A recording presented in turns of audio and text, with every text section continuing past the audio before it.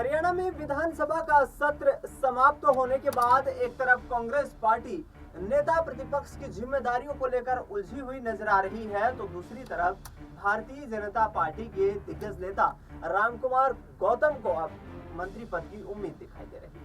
रामकुमार गौतम नारनौंद विधानसभा से 2019 में विधायक बने, जननायक जनता पार्टी की टिकट पर चुनाव लड़ा, लेकिन 4.5 साल तक दुष्यंत चौटाला के साथ उनका 36 का आंकड़ा देखते हैं। इसके साथ साथ आपको बता दें कि रामकुमार गौतम ने 2024 में हरियाणा में विधानसभा चुनाव के मतदान से चंद दिनों पहले, ये यूं कहें कि टिकट वितरण के चंद दिनों पहले ही यहाँ पर भारतीय जनता पार्टी का दामन था। इसके बाद जींद जिले की सफीदो विधानसभा सीट से उनको टिकट दिया गया। रामकुमार गौतम ने यह भी कहा कि मैं नारनौंद से ही टिकट पर चुनाव लड़ना चाहता था, लेकिन वहां पर बीजेपी के दिग्गज नेता कैप्टन अभिमन्यु मौजूद थे, जिनको अवश्य चुनाव लड़ना है, और इसके लिए रामकुमार गौतम की शिफ्टिंग सफीदो कर दी जाती है। सफीदो से मामूली मार्जिन से यहाँ पर जीत दर्ज करते हैं। 4037 वोटों की जीत रामकुमार गौतम को नसीब होती है, और ऐसे में ऐलान करते हुए यहाँ पर रामकुमार गौतम ये कहते हैं कि मुझे इस विधानसभा चुनाव में बड़ा नुकसान हुआ है। 1,44,000 वोट हैं सफीदो विधानसभा सीट पर, और आधे वोट मुझे मिलने चाहिए थे। लेकिन फिर से चर्चाओं का विषय बने रामकुमार गौतम इसलिए क्योंकि रामकुमार गौतम को फिर से दुष्यंत चौटाला की याद आई। वही दुष्यंत चौटाला जिनसे विधानसभा में दो हाथ करते हुए नजर आए थे, दोनों के बीच इस्तीफा देने तक की बात आ गई थी, और विधानसभा में जमकर हंगामा भी देखने को मिला।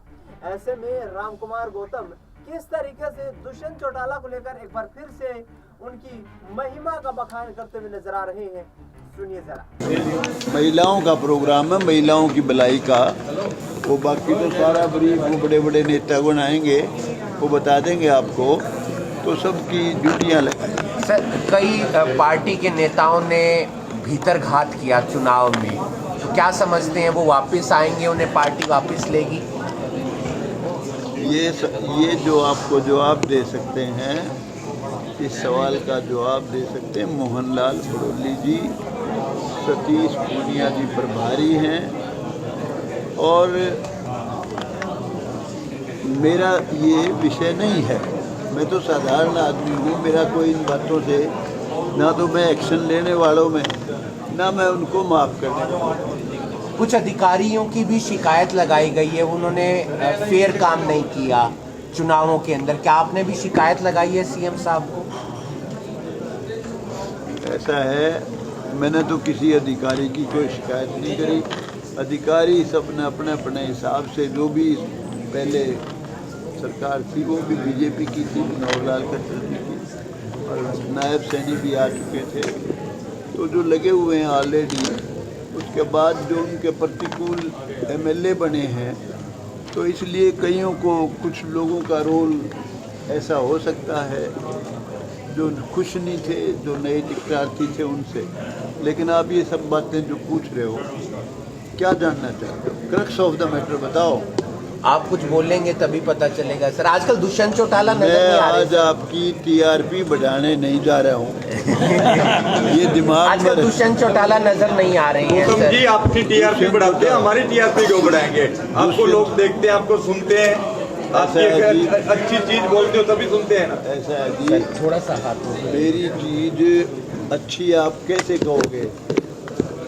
तो भाई सिर्फ जिस तरह से एक किसान है ना, एक खेती करता है, सुबह 4 बजे जाता है, पुराने ज़माने में हल जोड़ा करते और 12 बजे तक बेचारे खून पसीना होते, फिर रेस्ट कर लेते, फिर जुट जाते। तो हम तो पुराने हाली की तरह से है भाई, ऊपर का काम तो जिम्मेवारी और लोगों की। आजकल दुष्यंत चौटाला नजर। तो सुना आपने रामकुमार गौतम को, जो साफ तौर पर ये कहते हुए नजर आ रहे हैं कि नायब सिंह सैनी की अगुवाई में हरियाणा में भारतीय जनता पार्टी सर्व समाज के लिए, सबके हितों के लिए काम करेगी। तो दूसरी तरफ यहाँ पर दुष्यंत चौटाला को भी कहते हुए नजर आ रहे हैं कि उनसे क्या गलती हो गई कि आखिरकार हरियाणा विधानसभा चुनाव के बाद वह लगातार नदारद हो रही है। इसके साथ साथ आपको बता दें कि हरियाणा में राज्यसभा की एक सीट पर भी चुनाव होने वाला है। राज्यसभा सीट के चुनाव को लेकर रामकुमार गौतम ने कहा कि बीजेपी काफी मजबूत है हरियाणा में और मजबूती के साथ ही यहां पर राज्यसभा में अपनी एंट्री यहां पर मौजूदगी दर्ज करवाएगी। इसके साथ साथ कांग्रेस पार्टी पर करारा निशाना साधते हुए भूपेंद्र सिंह हुड्डा को ये नसीहत दे दी कि भूपेंद्र सिंह हुड्डा कोई दूसरी अलग पार्टी बना लेना, क्योंकि मुख्यमंत्री बनना कांग्रेस पार्टी से नामुमकिन दिखाई दे रहा है। आखिरकार रामकुमार गौतम इस तरीके की बयानबाजी क्यों करते हुए नजर आ रहे हैं? बड़े सवाल खड़े हो रहे हैं और बड़े सवालों के बीच यहाँ पर लगातार उनकी सियासी भूमिका को लेकर भी सवाल खड़े हो रहे हैं कि आखिरकार रामकुमार गौतम में क्या वाकई में 2024 के बाद जिस तरीके से नायब सिंह सैनी के खिलाफ आकर के विधानसभा में बयान देने लग जाते हैं, तो क्या दुष्यंत चौटाला वाला हस्त्र ही यहाँ पर नायब सिंह सैनी का करते हुए नजर आएंगे? क्योंकि एक तरफ यहाँ पर रामकुमार गौतम ने भूपेंद्र सिंह हुड्डा को जो नसीहत दी वो यहाँ पर बीजेपी नेताओं के लिए एक प्लस पॉइंट के रूप में रहा, लेकिन कांग्रेस नेताओं ने कहा कि नायब सिंह सैनी से रामकुमार गौतम निराश हैं और भूपेंद्र सिंह हुड्डा को कैसे मुख्यमंत्री बनना है ये रास्ता उनको बता रहे हैं। यानी कि कहीं ना कहीं बीजेपी में ही अब क्या रामकुमार गौतम अंदर खाने तोड़फोड़ करते हुए नजर आएंगे? क्या यहाँ पर बीजेपी के लिए रामकुमार गौतम काल बनकर के नजर आएंगे? क्योंकि हरियाणा में जननायक जनता पार्टी जिसका 15% वोट 2019 में काबिज था, वो वोट बैंक खिसकता हुआ नजर आया और 1% वोट बैंक भी जननायक जनता पार्टी के पास हरियाणा में नहीं बचा। ऐसे में देखना ये होगा कि उनकी सियासी भूमिका किस तरीके से रहने वाली है। अपने लगातार जो है बयानों के चलते सुर्खियों में बने रहते हैं। पिछले दिनों भी उन्होंने जिस तरीके से बयानबाजी की वो भी एक यहाँ पर चर्चा का कारण बनी हुई है। सुनिए प्रदेश सरकार को लेकर के रामकुमार गौतम किस तरीके से अपना बयान देते हुए नजर। मुझे हाथ जोड़ के लाए थे, जेजेपी ज्वाइन कराई, जिसकी मैं शक्ल देख के राजी नहीं था कदे भी, ना वो मेरी देख के राजी थे, वो तो अपना उल्लू सिद्ध कर रहे थे। किसी को घमंड हो तो घमंड तो टूट भी लिया।